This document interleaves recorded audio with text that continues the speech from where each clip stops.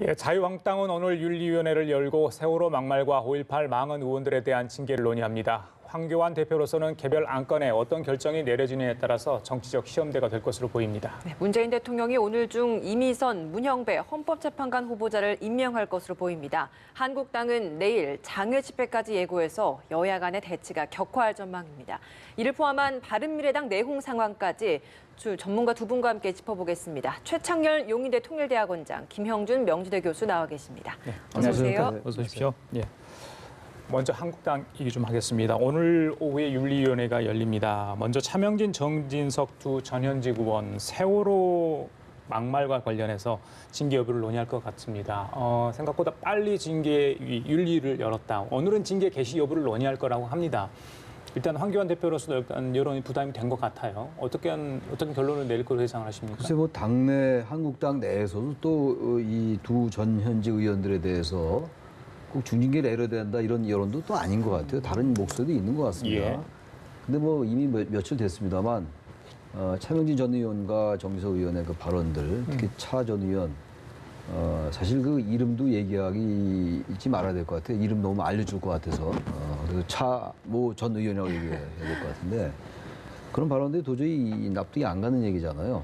뭐 국민의 정서 이런 걸 떠나서 예. 우리 보편적인 이성이나 합리적인 정신 그리고 인간에 대한 기본적인 예의, 도리, 존중 이런 것들과 너무 벗어나 있는 얘기이기 때문에 이건 당연히 징계를 해야 되겠죠. 수위는 어느 정도? 전 수위가 상당히 높게 나와야 된다고 생각하는데 당내에서 이제 이견도 있고 그래서 예. 제명이 있고 이제 뭐 당원권 정지가 있고 그렇잖아요. 그 제일 낮은 게 경고인데 경고 정도로 낮게 하지는 않을 것 같아요. 황교안 대표도 어쨌든 당에서 적절하게 처리해야 된다 이런 취지 얘기를 한 걸로 봐서는 근데 탈당 권유 정도는 좀 해야 되지 않을까 최소한으로 전 제명해야 된다고 생각합니다. 그리고 이런 분들은 사실은 특히 차모 전 의원은 제명 정도가 아니라 정치권 퇴출을 스스로 해야 된다고 생각하는데 뭐 이분이 그럴 것 같지는 않아 보이고요. 어쨌든 적어도 정당 내에서 최고 수위의 전 징계를 해야 된다고 생각해요. 정기석 의원의 경우는 좀 다르다고 합니다만 남의 이제 글을 퍼날랐다 이런 얘기인데 이런 글이 올라왔다 자신한테 왔다 이런 얘기인데 그 왔다고 소개하는 것도 그 말에 동의하니까 소개하는 거 아니겠습니까? 저는 그래서 두 분이 전 큰 차이 없다고 생각해요. 두 의원이 그래서 상당한 중징계를 내려야 되는데 예. 과연 한국당이 그러한 그 이성적 판단을 할지 지켜봐야 될 것 같습니다. 보통 우리 큰 사고가 나면은 그 사고에 대해서 다들 가슴 아파 하잖아요. 그 치유와 공감이라는 게 필요한데 제가 그 두 의원한테 직접 묻고 싶어요. 당신의 아들, 딸이 그랬을 경우에도 그런 말을 할 수 있겠느냐. 있을 수 없는 얘기잖아요. 그래서 뭐 즉각적으로 내리고 뭐 사과했다 하더라도 한마디로 얘기하는 함량이 미달이죠. 그러니까 정치권에서는 그런 사람들이 활개칠지는 모르겠지만은 사회에서는 그걸 도저히 받아들일 수가 없는 거죠. 그런 것들이 이제 당의 윤리위원회에서 자연스럽게 논의될 수밖에 없는데 지금 자유한국당의 윤리위원회 규정을 보면요, 그 해당 행위에 관련됐을 경우에 이제 징계를 할 수 있는 부분들이 있어요. 그게 네 가지 아닙니까? 제는 뭐 제명, 그리고 탈당 권유.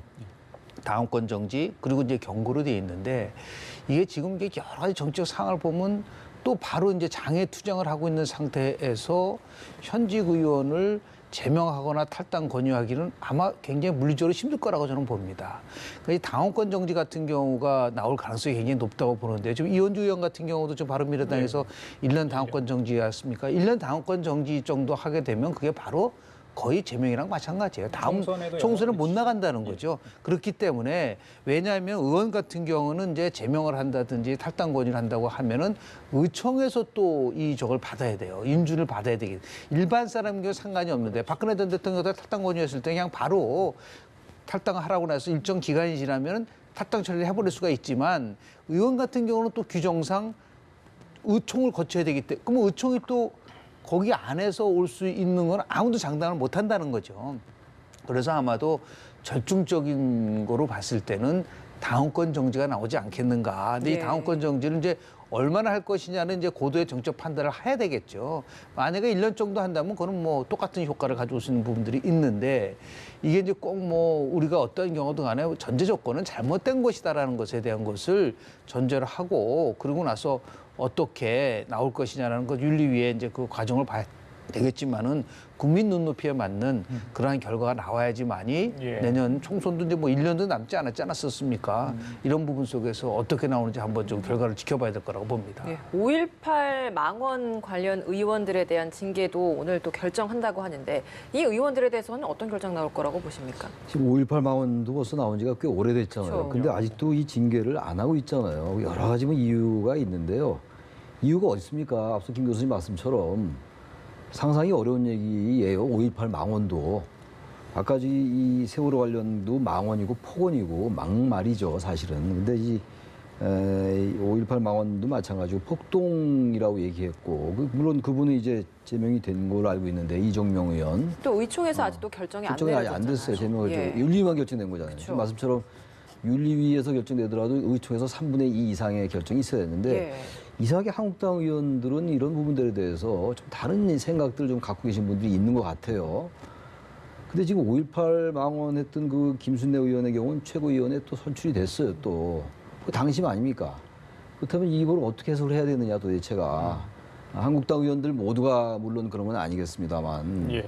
그렇다면 이제 오늘 이제 이게 어떻게 결정이 날지 모르겠어요. 탈당 뭐 진짜 제명, 탈당 권유, 당원권 정지 경고 이렇게 있는데 이런 상태에서 제명을 안 한다. 이거는 아까 세월호하고 또 다른 거죠. 뭐 5.18 망원 이거는 역사를 완전히 왜곡한 거거든요. 그리고 반민주적인 거예요. 이거는 대한민국의 역사를 왜곡하고 부정한 건데 현역 의원이 말이죠. 중징계를 내려야 할 것 같은데 엄청난 당내 중징계를 내려야 될 분위기가 것 좀 같은데 그렇지 않은 지금 것 제가 볼 같다. 때는 지금까지 미뤄왔던 것도 그렇고 여러 가지 뭐 다른 모습이 나오는 걸로 봐서 한국당이 뭐 내년 총선을 안 치르려 하는 것인지 전 크게 생각보다 중징계는 안 나올 것 같아요. 예.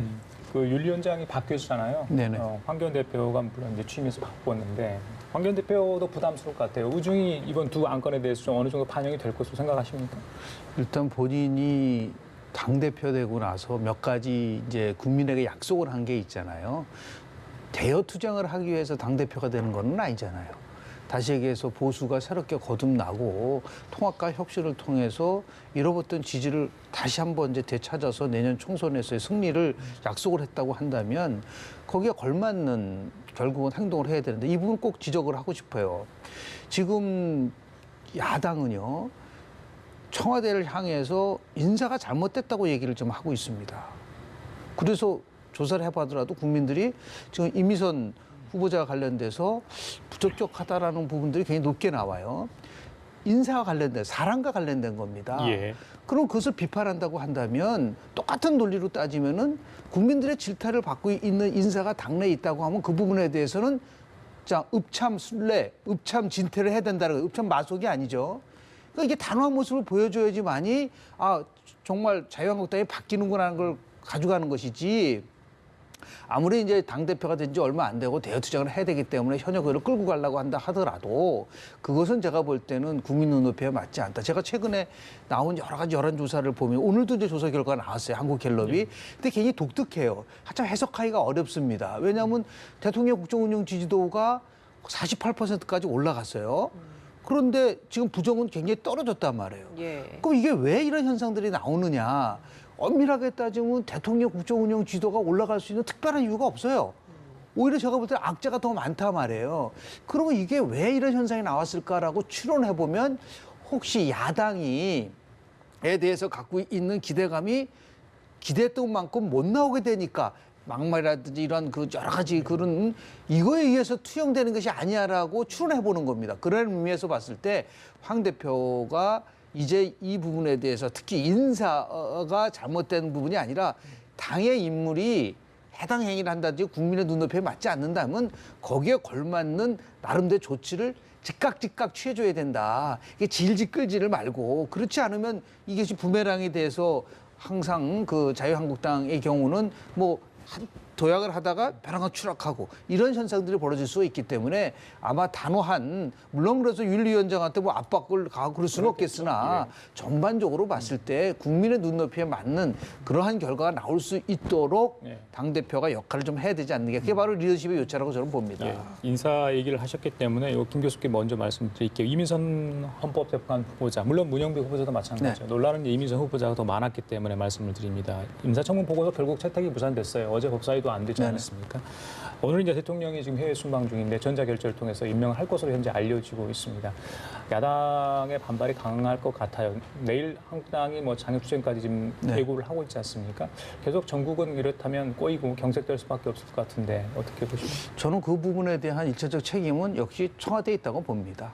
그러니까 똑같은 상황 속에서 야당이 지나치게 발목 잡는다고 얘기를 하고 있지만 특히 이미선 후보자와 같은 경우는 누가 보더라도 좀 상식을 좀 벗어나지 않은. 그래서 저는 좀 오히려 묻고 싶어요. 정의당이라든지 그리고 박지원 의원한테 무슨 근거로 해서 어떠한 거로 해서 이게 다 의혹이 해결됐는지 뭐 법적으로 뭐 한결이 나오질 않아. 기초가 바뀐 부분에 바뀌었지 대해서 않습니까? 예. 그러니까 데스노트가 변화가 예스노트로 바뀐다고 한다면 저는 가장 정의당답지 못했다.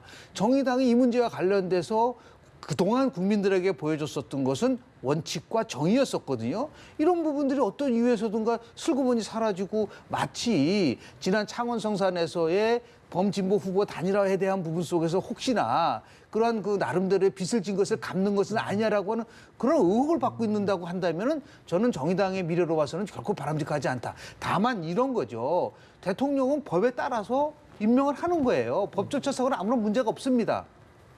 그렇죠. 문제는 뭐냐면 벌써 지금 11명에다가 2명까지 하면 장관급이 13명이 청문회 끝나고 나서 보고서 채택 없이 했다고 한다는 것은 물론 이명박 때 17명이고 박근혜 때 10명이라고 하면은 17명, 10명, 13명이면 이게 그건 40명이라는 거지 않습니까? 2008년도서부터 지금까지 11년 동안 이거는 청문회에 문제가 있다. 그러니까 청문회를 할 이유도 없고 그래서 제가 누차 강조하지만 이러한 논란을 빨리 없애기 위해서라도 청문 끝나고 나면 상임위 차원에서의 인준투표를 반드시 실시하도록 해서 거기서 결말이 나야지 이런 식으로 보고서 채택이 안 됐는데 계속 예. 대통령이 임명을 하게 되면 그런 정치적으로 엄청난 부담을 가질 수밖에 없는 부분들이 있지 않나 생각을 좀 합니다.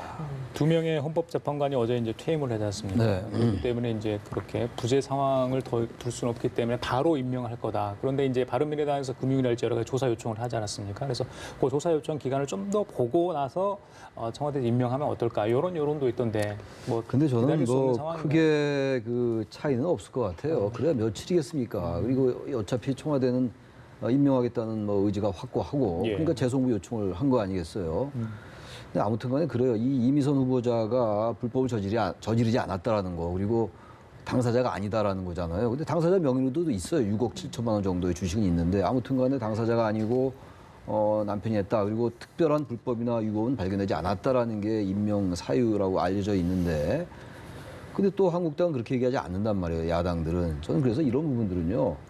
불법 유법의 문제도 있습니다만 제일 중요하겠죠. 그거 말고도 지난번에 그 최종호 후보자가 낙마했잖아요. 국토교통부 장관 후보자. 그분이 뭐 주택을 3채 가지고 있다가 이제 그 청문회 한 채를 처분하고 있는데 그분도 뭐 불법이나 유법은 없었던 걸로 제가 알고 있거든요. 저는 그래서 청와대가 이제 임명하겠다는 건 일단 여기서 밀리면 청와대 책임론이 불거질 것이고 청와대 책임론이 불거지면 정권에 상당한 부담이 되기 때문에 임명하는 것 같아요. 운명의 겨자 몇 개인데 정의당도 아마 그런 범진보 진영의 위기감 때문에 이제 데스노트에서 이제 그 라이프 노트로 바뀐 것 같은데 기본적으로 저는 이 정치라는 게 현실을 뭐 무시할 수가 없죠. 선거도 의식해야 되는데요. 아까 한국당 얘기도 마찬가지예요. 당의 발전에 지장을 초래하고 민심에 이탈되는 사람은 징계하게 돼 있거든요. 한국당 그 당원 단계. 그렇다면 그 의원들은 분명히 당의 발전에 전 지장을 초래했다고 보고 민심을 이탈하는데 이른바 기여했다고 보는데 이것도 맞지. 그러면 징계해야 되는 것이고 중징계를 해야 되는 것이고 이런 부분들도요. 지나치게 정치공학에 몰두하면요. 그 몰두하는 게 결국은 부메랑으로 돌아오잖아요. 부메랑으로.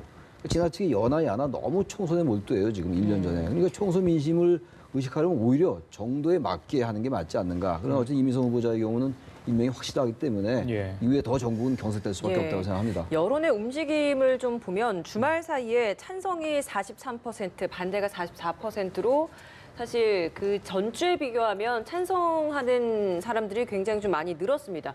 저 여론조사 결과는 어떻게 해석하고 계십니까? 실제로 국민들의 40% 이상이 반대를 한다는 거는 저런 단순하게 지금 차이가 없는 거로 나오고 있지만은 예. 저게 예를 들어서 의혹이 해소됐기 때문에 찬성이 많아진 것이냐 저는 거기에 동의하지 않습니다. 예. 그러니까 다시 얘기해서 문제의 핵심은 뭐냐면 국민들 10명 중에서 4명이 반대한다는 게 그 숫자가 적은 건가요? 반대가 어느 정도는 44%라는 걸 더 예. 중요하게 봐야 된다는 그렇습니다. 거죠. 왜냐하면 그걸 자꾸만 좋은 쪽으로만 본다고 한다면 이건 문제가 없다고 보지만 전 반대쪽으로 본다고 한다면 이거는 제가 얘기하는 거는 조금 전에 최 교수님 말씀하셨지만 우리 최종호 국토교통부 후보자가 낙마한 이유는 뭐냐면 자기 직무와 관련돼서 도덕적으로 문제가 있기 때문에 물러난 거 아니겠습니까? 그러면 지금 다른 것도 아니고 헌법재판관 말이죠. 재판에 있어서의 공정성을 더해서 사회적 약자를 위한 이런 부분 속에서 돼야 되는데 본인이 저는 해명하는 과정 속에서 너무 국민들이 봤을 때는 이해하기 있는 부분들이 많아요. 예를 들어 본인이 하지 않았다라고 하는 부분들 오히려 당당하게 그 부분 속에서 왜 그렇게 됐냐를 얘기를 해줘야 되는데 그걸 전부 다 남편에 대해 지금 두 가지를 착각하고 있는데요. 이 부분에 대해서 시세 차익을 보지 않았기 때문에 문제가 되지 않는다. 예를 들어 다 주식을 팔았기 때문에 문제되지 않는다. 그런 논리로 해서 이것이 정당화될 수는 없습니다. 예를 들어서 지금 소유를 많이 하고 있느냐 하고 있지 않느냐 그 문제가 아니잖아요. 그러니까 거래 속에서 국민들이 갖고 있는 의혹을 가장 해소할 수 있어요. 하나 걱정되는 건 또 뭐냐면 지금 고발된 상태란 말이에요.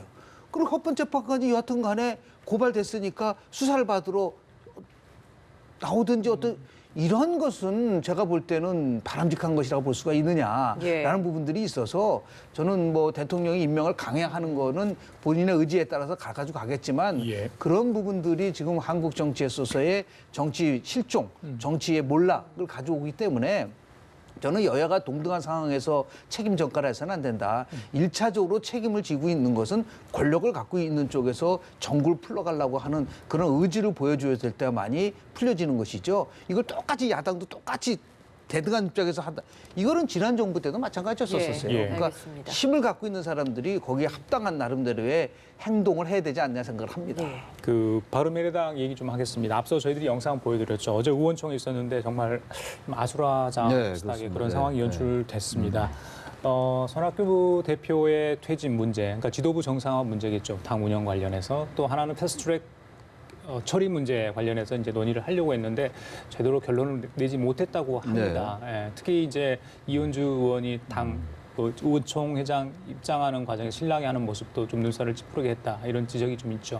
전반적으로 어떻게 보셨습니까, 저는? 일단 이현주 의원은 좀 당당했으면 좋겠어요. 당원권 정지 결정이 내려졌으면 의총에 가지 않는 거죠. 밖에서 자신의 의견을 얘기하는 게 맞지. 아까도 화면에 나왔습니다만 당직자가 만류한 못 들어가게 제지하는데 거기 또 이혜원 의원이 들어가는데 거기 이렇게 따라 들어가는 이런 모습들은 일단 보기 좋지 않았고 일단 그건 뭐 본질적인 건 아니니까. 예. 예. 지금 바른미래당의 내용은 저는 뭐 거의 이제 극한점에 왔다고 생각합니다. 그리고 바른미래당 의원들이 바른정당 출신도 있고 이제 국민의당 출신들도 있는데 이 상태로는 선거를 치르기 어렵다. 내년 총선 그런 정치적 판단을 하고 있는 거죠.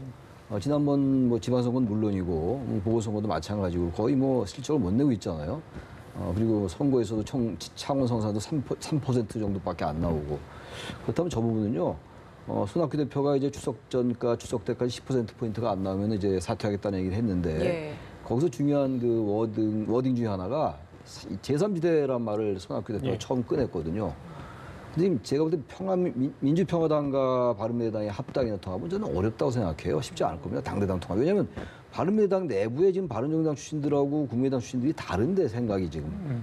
당대당 통합이 되기는 어렵고 그래서 제3지대 얘기가 나오는 건데 저 상황으로 계속 가게 된다면 바른미래당의 존재가 더 없어질 수밖에 없어요. 계속 내용 분열 갈등이 있는데 지지율이 올 수가 없죠. 그거는. 저는 그래서 이 부분은요.